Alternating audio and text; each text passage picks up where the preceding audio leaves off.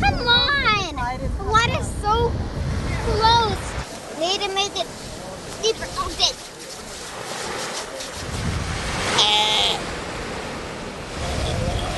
Oh my goodness. It sounds like someone's burping. Or somebody's going down.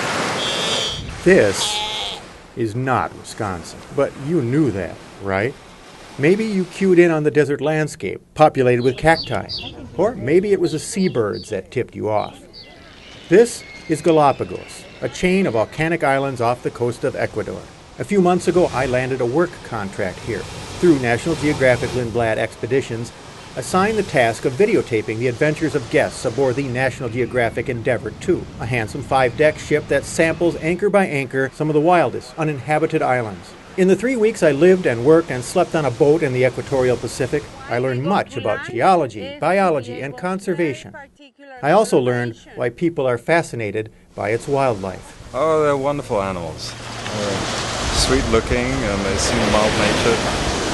And there's some little baby ones, I guess you call them pups. And they're suckling. It's wonderful. This looks great. Everybody's lined up, one by one. This is fantastic. We just went on a great snorkeling trip. The reason tourists converge upon these desert islands is consistently plain. It's one of the best places on planet Earth to view and photograph wildlife, singular wildlife, made possible by isolation. It was here in Galápagos that Charles Darwin shaped his theory of evolution, but in practice the concept he defined takes millions of years to unfold. Given that the oldest of the Galápagos Islands is a mere 3.2 million years old, and that for almost that entire epochal increment there have been no humans in the archipelago, conditions haven't yet perfected animals that fear people. In fact, all visitors to the Galápagos must be carefully schooled in proper wildlife watching etiquette. Of the 3,000 plus square miles of islands above sea level, 97% of that is Galápagos National Park. There are 25,000 people who reside in the islands, but they are mainly concentrated in several towns on 2 of the largest islands, Isabela and Santa Cruz.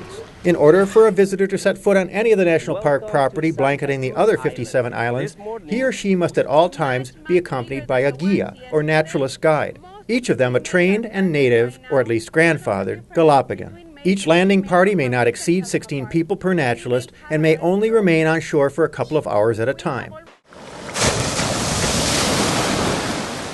Once landed, by jumping off the Zodiac into the rollicking surf, or scrambling up slick rock, visitors are strongly cautioned to maintain a minimum distance of 2 meters from the animals. As I experienced it, the animals had no such restrictions. Where I grew up, in Wisconsin farm country, the only animals this team has spots and gave milk. The dominant habitat was cabbage fields. As the sole non-Ecuadorian staff member aboard the Endeavour II, I tracked over the semi-precious green sand of Floriana Island and the black volcanic rock of Fernandina, and through both cacti desert and mosquito-rich vegetation with the objective of capturing the introduced nature lovers and the tame wild landscape in digital imagery. Voilà, voici. There's a lesson one learns early on about Galápagos. It's tough to take a bad photograph when the animals pose 7 feet away. So, do like we do in Wisconsin. Say cheese.